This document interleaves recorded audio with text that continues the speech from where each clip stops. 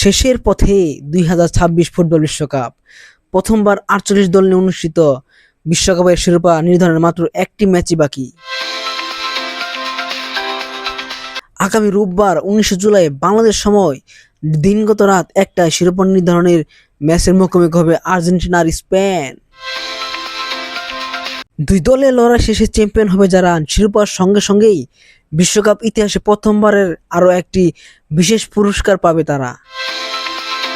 বিশ্ব ফুটবলের নিয়ন্ত্রণ সংস্থা ফিফা এবার মার্কিন ক্রীড়া সংস্কৃতির অংশ হিসেবে শিরোপাজয়ী দলকে ট্রফির পাশাপাশি এক বিশেষ চ্যাম্পিয়নশিপ রিং বা আংটি দেবে।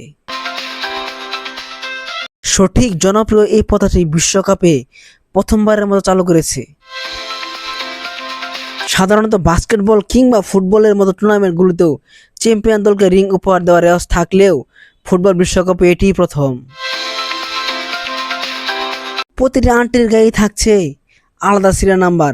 এই বিশেষ আংটিগুলোর হাতে তৈরি করা হয়েছে।